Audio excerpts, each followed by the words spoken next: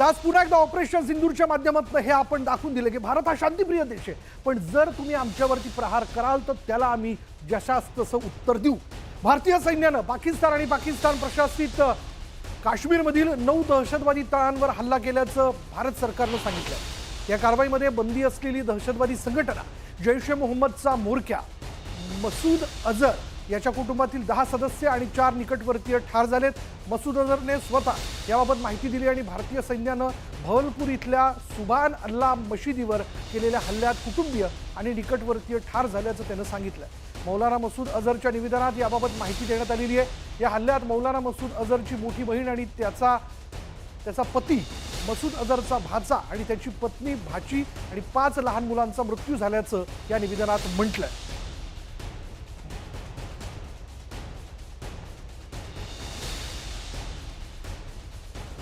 पाकिस्तानवर स्काल्प क्षेपणास्त्रांचा मारा करण्यात आला। या हल्ल्याला प्रत्युत्तर देण्यासाठी भारतानं ऑपरेशन सिंदूर जे आहे त्याचं या ठिकाणी जर आपण पाहिलं तर हल्ल्याला प्रत्युत्तर देण्यासाठी भारताचं ऑपरेशन सिंदूर जे ते यशस्वी झाल्याचं आपण बघतोय। जोरदार हे ऑपरेशन जे ते राबवण्यात आलं। त्याचबरोबर पाकिस्तानची 9 लक्ष्य जी ती बेचिराख करण्यासाठी राफेल विमानांचा वापर करण्यात आला। जोरदार असं वेगाने जाणारं आपलं लढाऊ विमान म्हणजे राफेल, त्याचबरोबर अतिदूर लक्ष्यांवर मारा करण्यासाठी स्काल्प क्षेपणास्त्र जी आहे ती वापरण्यात आली आणि त्याचा प्रभाव त्याचा जोर काय होता हे देखील आपण बघितलं। 500 किलोमीटर अंतरावर मारा करण्यासाठी स्काल्पची क्षमता जी आहे ती अगदी कणखर सक्षम अशी असते आणि त्याचबरोबर जर आपण पाहिलं तर 1000 किलोमीटर प्रति तास वेगानं स्काल्प मिसाईल हे मारा करतं आणि त्याचा प्रभाव आणि त्याचा परिणाम देखील आपण दृश्यांमधून बघितलेला आहे। शिवाय आपण जर पुढे पाहिलं तर शत्रूच्या रडारवर स्काल्प दिसत नसल्यानं हा हल्ला यशस्वी झाला आहे। म्हणजे त्यांचे ट्रॅकल मशिनरी जी आहे ती आपल्याला ट्रॅक करू शकली नाही, हे तितकंच खरं। आणि आता शत्रूच्या रडारवर आपण जर पाहिलं तर राफेल विमानांनी लक्ष्यांवर स्काल्प क्षेपणास्त्र जी आहे ती डागली आणि ज्याचा एक मोठा परिणाम जो आहे तो बघायला मिळाला। दहशतवादाला खतपाणी घालणाऱ्या पाकिस्तानचा बुरखा पुन्हा एकदा टराटरा फाटला। आपल्या भूमीवर दहशतवादी पाळले जात आहेत हे पाकिस्ताननं वेळोवेळी नाकारलं, पण मध्ये घुसून भारतानं लष्कर ए तोयबाचं हेडक्वार्टर जे ते उद्ध्वस्त केलं। त्यानंतर लष्कर ए तोयबानेच हेडक्वार्टरचा व्हिडिओ जारी केला आणि हे तेच ठिकाण आहे जिथे तरुणांची माथी भडकवून भारत विरोधी दहशतवादी कारवायांसाठी कट रचले जातात। हे ठिकाण नागरी वस्तीच्या अगदी मधोमध आहे आणि त्यामुळे आंतरराष्ट्रीय स्तरावर पाकचा बुरखा पुन्हा एकदा फाटल्याचं समोर आलंय।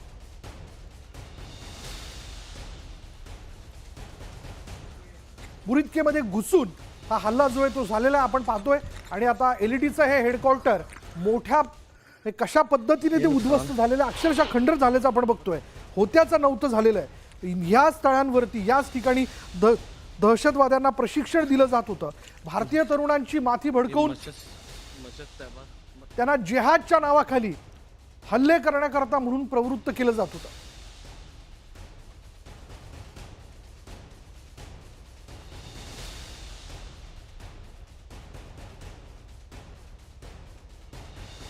भारतीय सैन्याने ऑपरेशन सिंदूरद्वारे पाकिस्तानातील 4 आणि पाकव्याप्त काश्मीरमधील 5 दहशतवादी तळ उद्ध्वस्त केले।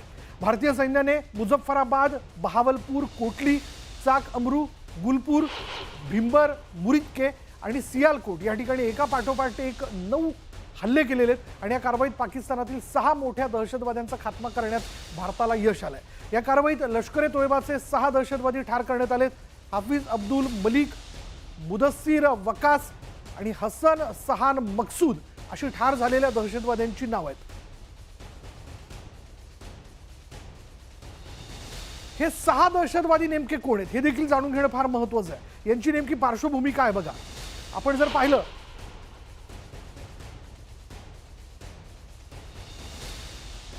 या सगळ्या याच्यामध्ये आकांना धक्का बसल्याचं आपण बघतोय। त्यांचे जे राईट हँड होते मसूद अझरचे त्यांचाच खात्मा करण्यात आलेला आहे। यामध्ये लष्कर ए तोयबाचा मुदस्सीर जो मुरिदकेमध्ये खरं तर प्रशिक्षण घ्यायचा किंवा प्रशिक्षण द्यायचा, त्याचबरोबर लष्कर ए तोयबाचा हाफिज अब्दुल मलिक, तिसरा आहे लष्कर ए तोयबाचा शाहीन मकसूद, पुढलं नाव आहे लष्कर ए तोयबाचा शाहीन मकसूद, पुढला आहे जामिया मशीदचा बिलाल मुजाफ्फरचा वकास, जामिया मशीदचा बिलाल मुजाफ्फरचा हसन,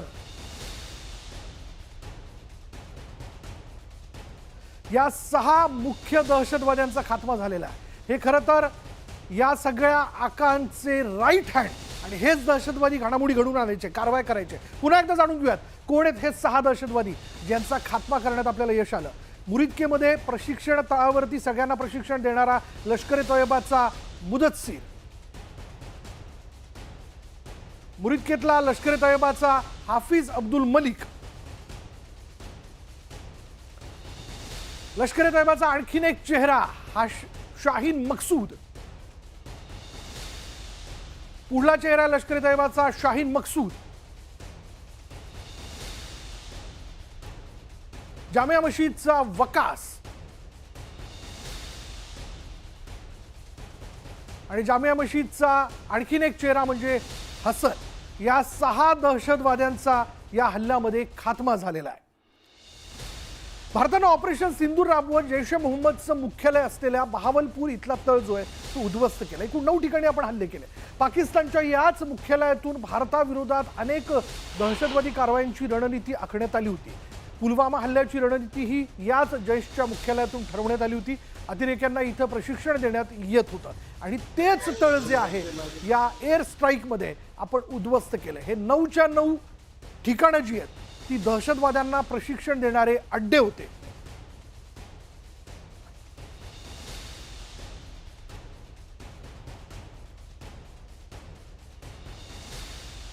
ऑपरेशन सिंदूरमध्ये अनेक कुख्यात दहशतवाद्यांचा खात्मा करण्यात आला। दहशतवादी याकूब मुगलचा खात्मा करण्यात आलेला ऑपरेशन सिंदूरमध्ये याकूब मुगल ठार झाला। याकूब हा बिलाल टेरर कॅम्पचा प्रमुख होता आणि त्याचाच खात्मा करण्यात आपल्याला यश आलंय।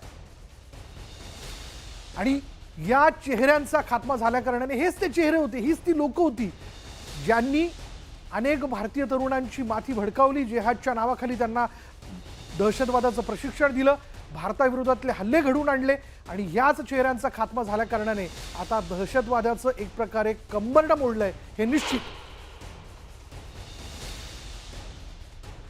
हाफिज सईदचा जवळचा सहकारी देखील मारला गेला आणि तो हाफिज बरोबर भारताविरुद्ध अनेक कट रचण्यामध्ये सहभागी होता। हाफिजचा जवळचा सुरक्षा प्रमुख असायचा तो आणि मरकज तय्यबाचे सुरक्षा अधिकारी खालिद अबू अक्सा हे देखील मारले गेलेले आहेत। मुरिदके सेंटरच्या सुरक्षेची जबाबदारी त्यांच्यावरती होती आणि शेखपुरा मुरिदके हे पंजाब पाकिस्तानमध्ये राहत होते आणि भारताने केलेल्या हल्ल्यात ते मारले गेलेत। खालिद अबू अक्साचा देखील यामध्ये खात्मा झालाय जो हाफिज सईदचा जवळचा सुरक्षा प्रमुख होता। पाकिस्तानमधील मुरिदके इथल्या तय्यबा मशिदीवरही भारतीय सैन्याने हल्ला केला आणि या हल्ल्याचा व्हिडिओ न्यूज 18 लोकमतच्या हाती लागला। ही मशीद इस्लामी दहशतवादी संघटना लष्कर ए तय्यब ही संघटना चालवत असल्याची माहिती समोर येत होती आणि समोर आली आणि ही मशीद जी आहे ती त्यांच्या वतीने चालवण्यात यायची आणि त्या मशिदीवरती आपण हल्ला केला। एअर स्ट्राईक मध्ये जी 9 वेगवेगळी ठिकाणं जी टार्गेट करण्यात आली होती त्यापैकी एक ठिकाण म्हणजे ही मशीद। इस्लामी दहशतवादी संघटना लष्कर ए तय्यब ही संघटना ही मशीद चालवत असल्याची माहिती समोर आलेली होती। आपल्या गुप्तचर यंत्रणांच्या माध्यमातून जी काही माहिती आपल्यापर्यंत पोहोचली त्यातनं सुनियोजित असं नियोजन करून किंवा त्याबद्दलची योजना आखून हे हल्ले जे ते करण्यात आले। आपण पाहतोय की हल्ल्यानंतर आता मोठी चर्चा होताना दिसते। ऑपरेशन सिंदूर यशस्वी झालेले आणि हे ऑपरेशन सिंदूर राबवत भारतानं पाकमधील दहशतवाद्यांचे तळ उद्ध्वस्त केले। मुरिदकेमध्ये लष्कर ए तय्यबाचा मुख्यालय होतं, बहावलपूरमध्ये जैश ए मोहम्मदचं मुख्यालय होतं आणि सियालकोटमध्ये हिजबुलचं हेडक्वार्टर होतं। आता ही मुख्यालयच आपण उद्ध्वस्त केल्यानंतर दहशतवादाच्या या सगळ्या काय म्हणूयात या स्ट्रक्चरला एक फार मोठा आपण धक्का दिलेला आहे। भारताच्या एअर स्ट्राईक नंतर पाकिस्तानचं धाबट चांगलंच दणाणलंय आणि याला प्रत्युत्तर देण्यासाठी उडालेल्या पाकिस्तानचं लढाऊ विमान भारतानं पाडलं। भारतीय सैन्यानं पाकिस्तानचं JF-17 हे लढाऊ विमान पाडलेलं आहे। अखनूर सेक्टरमध्ये भारतीय सैन्यानं हे पाकिस्तानचं विमान पाडलं। हे विमान कशा पद्धतीने पाडलं हे आपण बघू शकतो, त्याची दृश्य. तर दुसरीकडे त्यातला पायलट देखील जखमी झाल्याचं आपण बघतोय. हाच तो पायलट आहे. म्हणजे भारताने ज्या 9 वेगवेगळ्या ठिकाणांना टार्गेट केलं, त्यानंतर प्रत्युत्तरादाखल पाकचं देखील एक फायटर जेट ते उडालेलं होतं आणि अकनूर सेक्टरमध्ये आपल्या विमानांनी पाकचं उडालेलं हे जे जेट होतं त्याला अखेर पाडलेलं आहे. आणि ही 2 दृश्य ज्यात आपण पाहू शकतो भारताने केलेल्या हल्ल्याच्या प्रत्युत्तरादाखल जे त्यांचं J-17 हे विमान उडालं ते कशा पद्धतीने पाडण्यात आलं आणि त्यानंतर हा पाकचा पायलट देखील यामध्ये जखमी झाल्याचं आपण पाहतोय.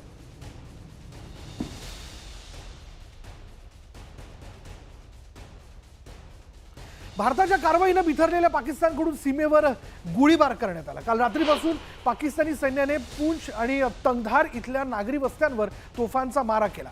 पाकिस्तानच्या या भ्याड हल्ल्यामध्ये 15 निष्पाप नागरिकांचा मृत्यू झाल्याची माहिती आहे, तर 43 जण जखमी झाल्याचं समजतंय. पूंछ आणि तंगधार इथल्या नागरी वस्तींवर तोफांचा मारा करण्यात आला, ज्यामध्ये आपण पाहिलं तर पाकिस्तानच्या भ्याड हल्ल्यामध्ये 15 निष्पाप नागरिकांचा मृत्यू झाल्याची माहिती आणि 43 जण जखमी झाल्याचं समजतंय.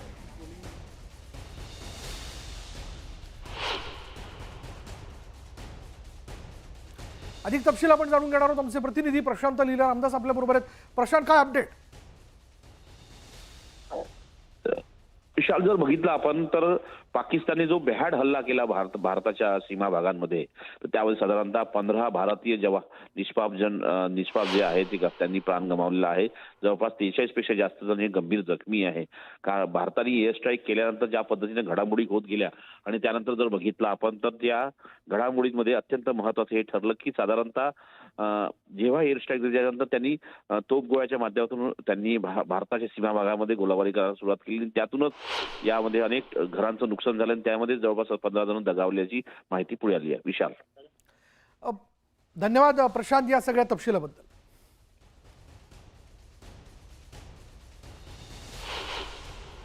भारत की तरफ से किए गए हमले के बाद पाकिस्तानी आर्मी ने इंडियन आर्मी पोस्ट्स पर फायरिंग की, आर्टिलरी फायर किया और उसके साथ साथ सिविलियन एरियाज में भी गोले गिरे. और आप देख सकते हैं यहाँ पर 2 मकान बिल्कुल तबाह हो चुके हैं. ये सलामाबाद का एरिया है, उड़ी का एरिया, बिल्कुल लाइन ऑफ कंट्रोल जो है ये आप देख सकते हैं. ये जो माउंटेन है ये लाइन ऑफ कंट्रोल है और वहाँ जो पाकिस्तानी आर्मी के पोस्ट हैं वहाँ पर सीज फायर वायलेशन की गई, अंधाधुंध जो है गोले बरसाए गए और उसकी जद में ये 2 मकान आ गए और रात के दौरान ये फायरिंग की गई और ये मकान पूरी तरह से तबाह हो गए. अभी भी यहाँ पर आग जल रही है, तो ये मैं पूरा दिखाने की कोशिश करूंगा इस पूरे एरिया को.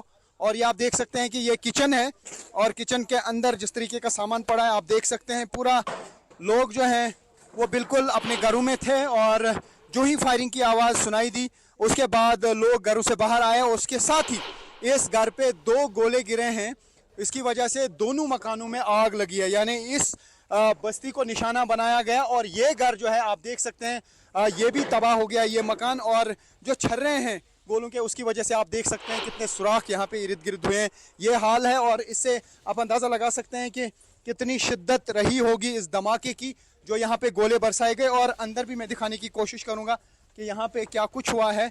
पूरी तरह से ये घर बर्बाद हो गया है और उसके अलावा 2 मकान जिन पे ये गोले गिरे हैं वो पूरी तरह से तबाह हो चुके हैं, उनमें आग लगी है और आग अभी भी यहाँ पे जल रही है. और यहाँ पर अभी हालांकि LOC के एरियाज में काफ़ी तनाव पाया जा रहा है. जो भी यहाँ पे लोग रहते थे अब वो सेफ लोकेशंस की तरफ जा रहे हैं. हालांकि होम मिनिस्टर अमित शाह ने डायरेक्शंस दी हैं J&K सरकार को कि जो लोग वल्नरेबल एरियाज में रहते हैं उनको शिफ्ट किया जाए, उनको किसी और जगह मुंतकिल किया जाए.